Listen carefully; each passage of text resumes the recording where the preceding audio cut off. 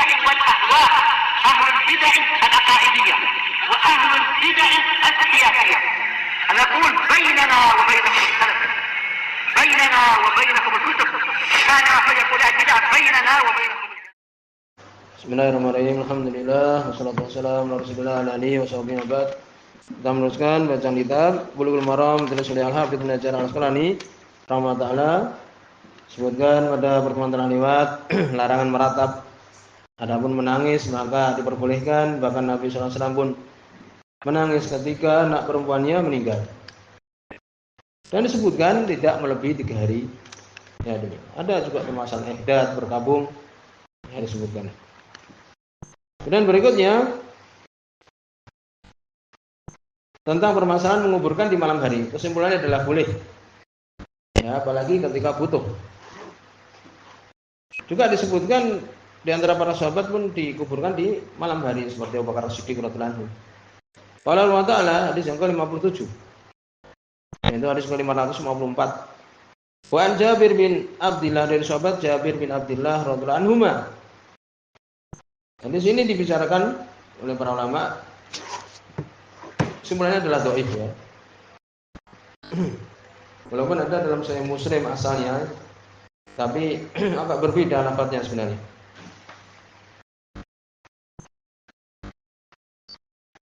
Dhaif karena ada rawi namanya Ibrahim bin Yazid Al-Khawzi matruk, ya itu. Jadi kita sebutkan di sini hadisnya.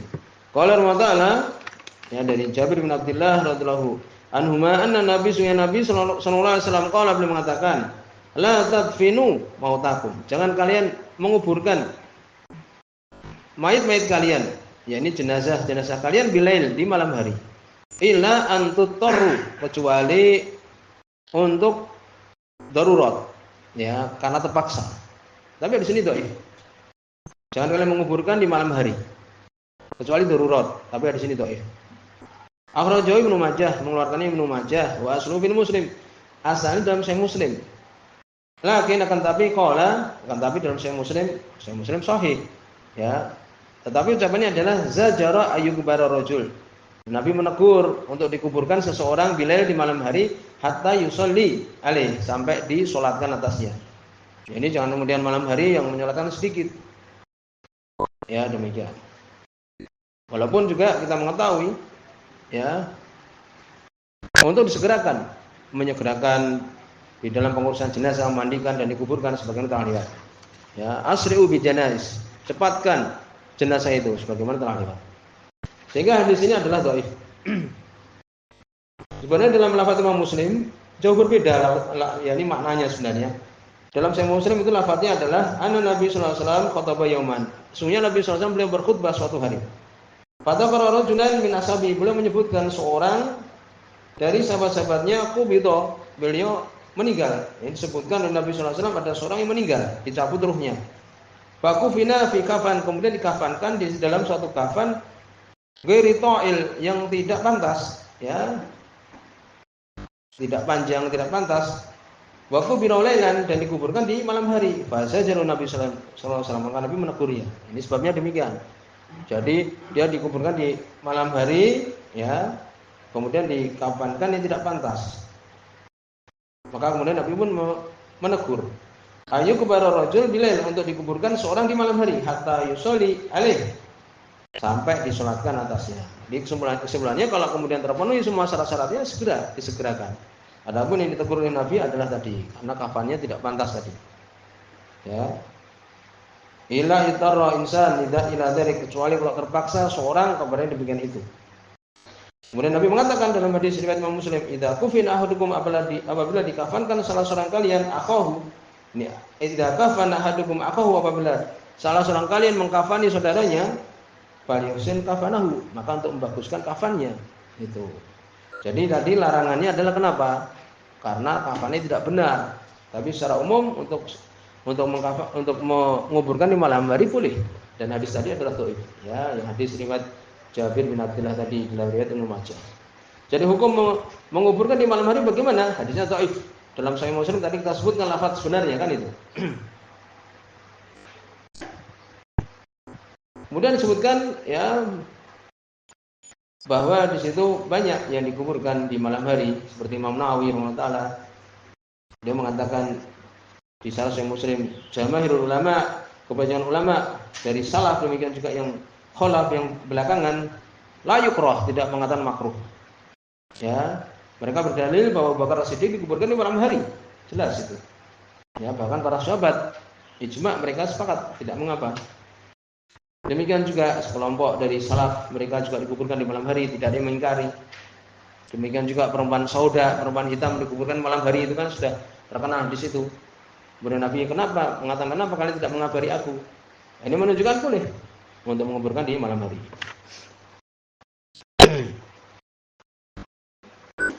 Kemudian berikutnya, jadi kesimpulannya boleh untuk menguburkan di malam hari. Berikutnya hadis ke-58.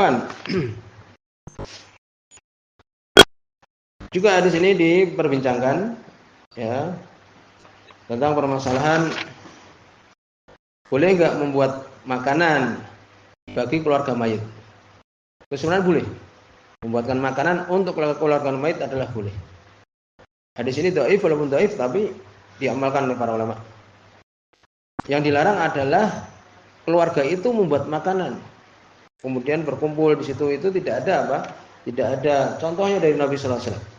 Hadisnya adalah hadis ke-58, wa an Abdullah bin Ja'far, dari sahabat Abdullah bin Ja'far radhiyallahu anhu, karena bapaknya seorang sahabat meninggal di perang Mu'tah, ya, Ja'far bin Abi Thalib, dan kisahnya adalah demikian ini.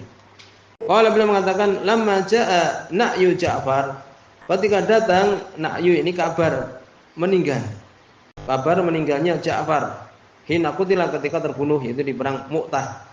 Nabi mengabarkan waktu itu pimpinan-pimpinan yang Nabi tunjuk meninggal, Ja'far bin Abi Thalib, kemudian Abu Rawahah, ya, dan Zaid bin Haritsah, Zaid bin Haritsah radhiyallahu anhu majma'in.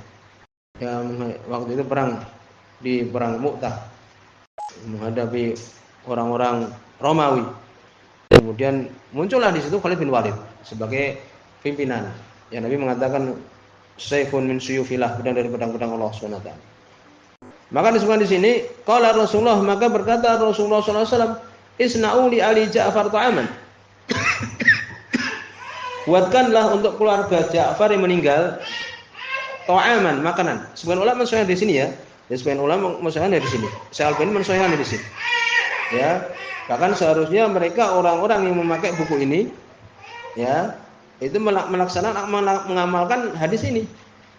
Ya, dan kita perhatikan sebagai hewan yang tahu mengamalkan hadis ini. Tidak mengapa. Yakni di luar keluarga mayit itu yang buatkan makanan. Ya, menghibur orang yang meninggal itu, keluarga orang yang meninggal, mereka yang buatkan makanan. Bukan malah orang yang kesifahan, istilah kita, orang yang mendapat musibah membuat makanan untuk mereka, bukan, terbalik. Sebenarnya mereka kalau mengamalkan di sini aman. Ya, sebagaimana di sini. Walaupun di sini dibicarakan tadi, ya, dan Syalbani mensahihkan beliau dan beramal dengan ini. Yaitu apa? Isna'u li ali Ja'far ta'aman. Buatkanlah untuk keluarga Ja'far makanan. Faqad atahum ma yashghaluhum. Telah datang kepada mereka apa-apa yang menyibukkan mereka. Kematian itu, ya, menyibukkan keluarga orang yang meninggal. Ya, demikian. Dan ini di sini diamalkan, boleh diamalkan di sini. Akhrajahul khamsah ila Nasa'i, mengeluarkannya yang 5 kecuali Imam Nasa'i. Abu Dawud, Tirmidzi, Ibnu Majah, dan Imam Ahmad. Yaitu. Lalu bagaimana membuat makanan untuk keluarga orang yang meninggal? Boleh. Hadis ini tadi saya mensahihkan. Tapi cukup bagi kita hadis dalam Sahih Bukhari dan Muslim, riwayat Aisyah radhiyallahu anha. Beliau mengatakan dalam Bukhari Muslim ini, ana kanat idza mata mayit, sungguhnya dia apabila meninggal seorang mayit min ahliya, dari keluarganya, fasama lidzalik nisa, maka perempuan berkumpul untuk itu. Tsumma tafarraqna, kemudian mereka pun berpisah-pisah. Kemudian wa umirat amarat bi burmah min talbiyatin, kemudian dia merintahkan untuk dibuat burmah, ya, untuk talbiyah, jadi suatu bentuk makanan, fatubihat, kemudian dimasak, summa sunia sarit, kemudian dibuat sarit. Sarit itu makanan paling enak di sana, seperti roti, ada matunya, ya, biasa manis. Ya, dan Nabi mengatakan fadli Aisyah ala sa'ri nisa ka fadli sarit ala sa'ri ta'am. Ini makanan paling enak. Fasabat talbiyah 'alaiha, Kemudian dikatakan Sumakol, kemudian Aisyah mengatakan kulna minha, makanlah darinya. Ya, gitu. Pak ini sami itu Rasulullah, maksudnya aku mendengar Rasulullah SAW yakul mengatakan, hadisnya adalah ini. At-talbinah majammah li fuadil marid tudhibu ba'dil husn. Talbinah ini makan ini tadi, ya itu mendatangkan kecintaan untuk hati orang yang sakit dan menghilangkan sebagian kesedihan. Nah, ini sunahkan buat makanan untuk orang, ya untuk keluarga orang yang meninggal. Cukup di sini. Dan di tadi yang disebutkan bisa mewakili. Walaupun dibicarakan tadi. Ya, jadi buat makanan adalah bukan keluarga mayit yang luar buat membawakan makanan untuk mereka untuk menghilangkan rasa kesedihan dan semisalnya, yaitu. Dan insyaallah sebagian teman melakukan demikian. Yaitu. Kemudian berikutnya, ya, di sini beberapa zikir ketika kita mendatangi kuburan. Ini sudah selesai pembahasan tentang masalah memandikan, mengkafani, menyolatkan, menguburkan sudah selesai. Sekarang berkaitan setelahnya. Bagaimana ketika kita menyusuri kubur, apa doa yang kita ucapkan, ini akan dibahas.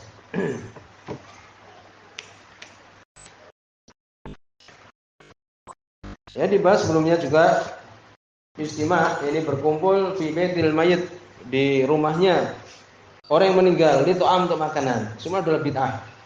Yaitu. Ini para ulama dulu mengatakan makruh, ya, ini sesuatu yang ditinggalkan. Makruh orang dulu itu adalah haram. Waduhu minal bid'ah, termasuk perkara bid'ah. Yaitu. Ada riwayat Ibnu Majah dari hadis Jarir bin Abdullah, tapi hadisnya adalah dhaif, ya. Beliau mengatakan kami menganggap kunna nara istima' berkumpul ila ahli mayit, berkumpul di rumahnya keluarga mayit, wa sun'ati ta'am, dan buat makanan minaniyah, termasuk meratap. Walaupun di situ ada orang namanya Husain bin Bashir, ya itu. Yang mudalis dia. Ini dhaif, dari bentuk dhaif. Tapi cukup bagi kita adalah hadis man amila amran laysa alaihi amruna faradun. Ya, cukup bagi kita demikian. Adapun takziah, ya takziah ini menguatkan hati orang yang ya kehilangan keluarganya, keluarga mayit, maka ini disukai. Bukan dalam hadis ya Usama bin Zaid dalam Sahih Bukhari, demikian juga Sahih Muslim, Nabi menghibur ya orang yang meninggal, innalillahi, ini meninggal orang yang keluarganya meninggal, menghibur innalillahi ma akhadha wa lahu ma ata, sungguhnya milik Allah ma akhadha, apa yang Allah ambil, wa lahu ma ata, dan untuk Allah apa yang Allah berikan. Ya, wa kullu syai'in indahu bi ajal musamma, dalam segala sesuatu di sisi Allah Subhanahu wa taala ada ajal yang sudah disebutkan. Fal tasbir wal tahtasib, maka hendaknya kau sabar, maka hendaknya engkau ihtisab, mengharap pahala Allah Subhanahu wa taala. Ya itu. Ini mentakziah boleh. Takziah ya sebelum meninggal, umpamanya menguatkan keluarganya itu ketika sakit orang yang meninggal itu, demikian juga setelahnya boleh. Ya, sebenarnya menyebutkan seperti Al-Albani berkumpul di rumah orang yang meninggal untuk takziah, ya khusus seperti itu di rumah umpamanya tidak ada dalilnya. Soalnya mengatakan termasuk muhdatsat, perkara bid'ah. Lalu bagaimana takziah? Ya dimanapun, di rumah boleh, ya di kuburan boleh, di musola boleh, tempat sholat jenazah, di masjid boleh itu. Tapi kalau kemudian harus di masjid, harus di rumah tidak. Boleh dimanapun ya yang didapati. Salah sampai di sini saja dulu, sampai di sini. Subhanallah, sudah tidak ada.